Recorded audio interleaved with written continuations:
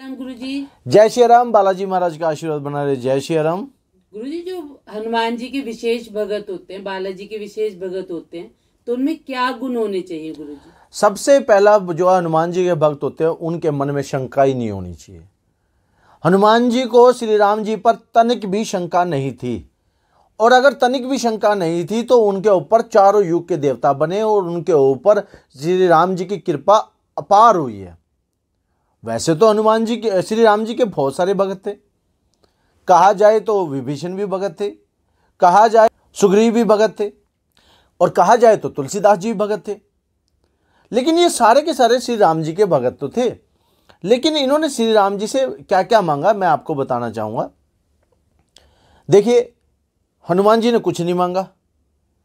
सुग्रीव जी ने सिर्फ क्या था कि बाली जी से, सुग्रीव के मन में इच्छा क्या थी? सुग्रीव के मन में इच्छा थी कि कोई ऐसा देवता आए जो मुझे बाली की शक्ति से आज़ाद करवाए और मुझे मेरा राज मिले, मुझे मेरी पत्नी मिले। और इस इच्छा मात्र से वो श्री राम जी की शरण में गए, और उन दोनों को मिलवाने वाले हनुमान जी थे।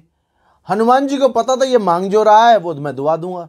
हनुमान जी ने दूत का काम किया, श्री राम जी ने, और यहाँ देखिए परीक्षा ली। पहले यही गलती करी, परीक्षा लेकर के श्री राम जी ने परीक्षा पास करी और एक तीर से सातों के सातों ताड़ के वृक्ष से, वो एक ही तीर से सातों के सातों ताड़ के वृक्ष गिरा दिए। सुग्रीव को अब विश्वास हुआ, लेकिन हनुमान जी को तो पहले विश्वास हो गया था। हनुमान जी के भक्तों को पहले विश्वास होना चाहिए, और अगर हनुमान जी के भक्त नहीं होते हैं, श्री राम जी के भक्त नहीं होते हैं, वो चमत्कार पे विश्वास करते हैं, चमत्कार पे विश्वास करते हैं, तो चमत्कार पे विश्वास नहीं करना चाहिए। आपको राम जी पर विश्वास करना चाहिए। जहां राम जी होंगे वहां हनुमान जी होंगे, ये बात माननी चाहिए। और इसके बाद जैसे ही सुग्रीव को हुआ तो सुग्रीव ने सेवा करनी शुरू कर दी, और उसके बावजूद जैसे राम में वहाँ उनको विभीषण मिले, विभीषण को भी उन्होंने श्री राम जी से जोड़ा और श्री राम जी से जोड़ा। अब पहला गुण है कि विश्वास आपको होना चाहिए निस्वार्थ सेवा के भाव से। दूसरा गुण हनुमान जी का संवाद कौशल, कम्युनिकेशन स्किल। हनुमान जी की कम्युनिकेशन स्किल देखिए आप, वो ना कॉन्फिडेंस पैदा कर देते हैं। आप, मैं एक चीज़ मैं कहूँगा, एक चीज़ मैं बताना चाहूँगा। आप देखिए, जिस वक्त वो पहली बार फर्स्ट टाइम मिले, किससे मिले? माता सीता से मिले।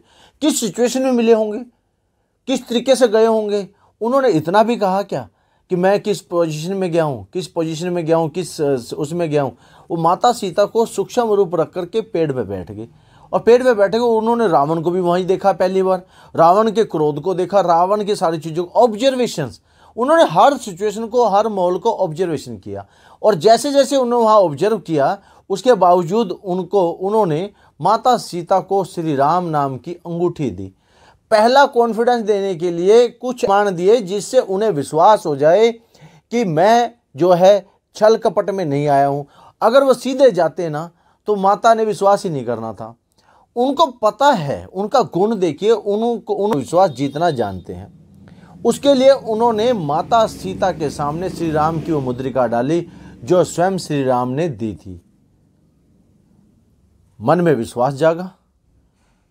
फिर क्या बोला, क्या कहा जाता है श्री रामचरितमानस में? कपि के वचन से प्रेम सुने, उपजा मन विश्वास, रामा उपजा मन विश्वास। इस प्रकार से माता के मन में एक विश्वास उपजा, लेकिन माता के मन में फिर से शंका हो गई, तुम इतने से, और क्या रामचंद्र जी को अब ऐसी नौबत आ गई कि छोटे छोटे बानरों के साथ लेकर के इतना बड़ा युद्ध लड़ेंगे, इतने बड़े बड़े भयानक? तो यहाँ दूसरा गुण देखिए किस प्रकार से है। यहाँ ये नहीं कहा कि माँ मैं बहुत भयानक हूँ, यहाँ माँ को अपनी शक्ति प्रदर्शन नहीं किया। यहाँ पर उन्होंने माँ को यह कहा कि माँ मुझे भूख लग रही है, और ऐसा कह करके अपने शरीर का विस्तार किया, पेड़ों को उखाड़ा। भूख तो एक बहाना था, और वहाँ पर उन्होंने मार गिराए राक्षसों को, असुरों को। अब माँ के मन में विश्वास का जागृत अवस्था में कर दिया, कॉन्फिडेंस भर देते हैं हनुमान जी। हनुमान जी अपने भक्तों के अंदर, हनुमान जी जहाँ जहाँ पर जाते हैं, वहाँ जहाँ जहाँ हनुमान जी होते हैं, वहाँ पर कॉन्फिडेंस पैदा हो जाता है, और वहाँ पर दुखी आदमियों के मन में विश्वास हो जाग जाता है। और हनुमान चालीसा में क्या कहे? मन कर्म वचन ध्यान ज्वलावे, संकट से हनुमान छुड़ावे। सीता के संकट थे तो वहाँ पे हनुमान जी ने छुड़ा दिया। वो विश्वास दिखाया और वहाँ पे पेड़ उखाड़ दिए। अब तीसरा गुण देखिए, तीसरा गुण क्या है? जिस वक्त पर बहुत सारे आए, स्वयं इंद्रजीत ने ब्रह्मास्त्र का वाहन किया। ब्रह्मास्त्र का जिस वक्त इंद्रजीत आए और इंद्रजीत ने देखा कि सारे हथियार फेल हैं, तो उन्होंने ब्रह्मास्त्र का उपयोग किया। क्या कहते हैं, कपि के मन में क्या विचार आया? ब्रह्मास्त्र ते ही साधा, कपि मन की न विचार, जो न ब्रह्मास्त्र मानू, महिमा मिटे अपार। यहां पर क्या कहते हैं, अगर मैंने ब्रह्मास्त्र को नहीं माना तो ब्रह्मास्त्र की महिमा अपार हो सकती है। अच्छा एक चीज बताइए, स्वयं ब्रह्मा जी ने कह रखे कि ब्रह्मास्त्र तुम पर असर ही नहीं करेंगे, फिर भी उन्होंने अपने आप को बांधा। क्यों बांधा? गुरुजी, क्योंकि वो ये दिखाना चाहते थे, ब्रह्मास्त्र की महिमा को नहीं मिटाना चाहते थे, वो घमंड नहीं दिखाना चाहते। जबकि उनके ऊपर ब्रह्मा ने स्वयं दे रखा है कि ब्रह्मास्त्र आपके ऊपर असरदार नहीं होगा, आपके ऊपर ब्रह्मास्त्र किसी प्रकार का काम नहीं करेगा, फिर भी उन्होंने अपने आपको कैद करवाया। अच्छा चौथा गुण क्या है उनका? मल्टी टैलेंटेड है, बहुमुखी गुण है। कभी छोटे हो जाते हैं, कभी बड़े हो जाते हैं, और कभी वो अपने गुण का बखान ही नहीं करते अपने मुख से, और वो ऐसे रहते हैं जैसे उनके पास कोई ताकत ही ना हो। कभी ऐसे जैसे उन्होंने लंका के पार जाना था तो ऐसे खड़े थे जैसे उनके पास कोई गुण ही ना हो। अपने आप को गुणी होते हुए भी ऐसे दिखाना, ऐसे प्रदर्शित करना कि मेरे पास कोई नहीं है गुण, और वो प्रदर्शन करते ही नहीं है। हनुमान जी के जो लोग भक्ति का प्रदर्शन करते हैं, जो लोग ये करते हैं मैं ये कर दूंगा, मैं वो कर दूंगा, वो सच्चे भक्त तो नहीं है। मुझे आपने सही कहा है। कुछ भक्तों ने भी हमें ऐसे ही बताया है कि हमें ऐसे ऐसे भक्त मिले जो कि हमारे को ऐसे क्रोध अवस्था में बोलते हैं। हनुमान जी के भक्त जो होंगे वो हनुमान जी को फॉलो करेंगे, हनुमान जी का अनुसरण करेंगे, और हनुमान जी के अनुसरण करने से ये बात साबित होती है हनुमान जी प्रदर्शन नहीं करते। हनुमान जी के भक्त जो हैं वो जिस अवस्था में, हनुमान जी अगर ऐसे खड़े हैं तो क्या वो शक्तिवान नहीं है? हनुमान जी अगर ये दिखा रहे हैं कि मैं लंका पार नहीं कर सकता, तो इसका मतलब ये है कि वो मौका दे रहे हैं कि तुम में से कोई है तो जाओ। कल को ये मत कहना कि हर काम में हनुमान जी आप आगे हो जाते हो, तुम्हारे में से कोई है तो जाओ। और जिस वक्त पे हनुमान जी, जब हनुमान जी का देखिए, जिस वक्त पे स्वयं राम जी रो रहे थे उस वक्त भी हनुमान जी चुप खड़े थे कि किसी सेवादार में दम है तो जाओ लेकर के बूटी, मैं लास्ट में जाऊंगा।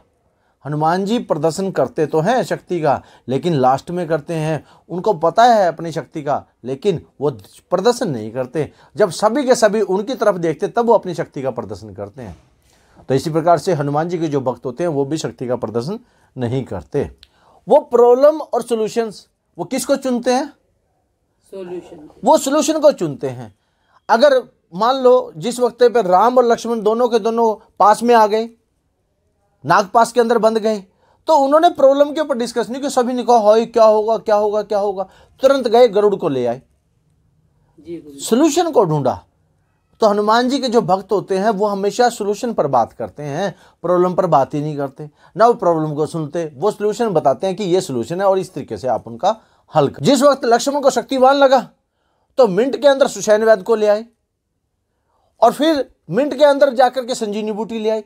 उनको पता था कि वो पूछते थे, सुषैण वैद्य से पूछा कि सॉल्यूशन क्या है, विभीषण से पूछा सॉल्यूशन क्या है, विभीषण ने बताया सुषैण वैद्य ले आए, वो सॉल्यूशन कर देंगे। सुषैण वैद्य को ले आए, सॉल्यूशन कर दिया। सुषैण वैद्य से पूछा अब इसका सॉल्यूशन क्या है, सुषैण वैद्य ने बताया संजीवनी बूटी है, इतनी दूर है। बोला दूर छोड़ो, सॉल्यूशन बताओ क्या है। सॉल्यूशन पर गए और संजीवनी बूटी ला दी। तो हनुमान जी के जो भक्त होते हैं, हनुमान जी होते हैं, हनुमान जी सॉल्यूशन पर बात करते हैं, तो उनके भक्त भी सॉल्यूशन पर बात करते हैं। से दूर रहते हैं, लीडरशिप का गुण है, लीड करते हैं, और वो सच्चे सेवादार हैं। लास्ट में एक ही गुण आता है, वो मांगते कुछ नहीं है, लेकिन जब मांगने में आते हैं तो छोड़ते कुछ नहीं है। जब मांगने में आए तो 2 पद मांग लिए, होत ने आ गया बिन पैसा, उनकी आज्ञा के बगैर श्री राम जी से कोई मिल ही नहीं सकता। इससे बड़ी बुद्धि, बल बुद्धि विद्या देव मोहि हर कुले स्वीकार, बुद्धि के स्वामी हैं, अष्ट सिद्ध 9 निधि के दाता, 8 सिद्धियाँ 9 निधियाँ उनके पास रहती हैं। मेरी इस प्रकार से वीडियो को लाइक करिए। अगर आप यहाँ तक पहुँचे हैं, आपका फर्ज बनता है इसे स्टेटस पर लगाएं और इसे शेयर करें, कमेंट करें। जय श्री राम भक्तों, जय श्री राम, हर हर महादेव।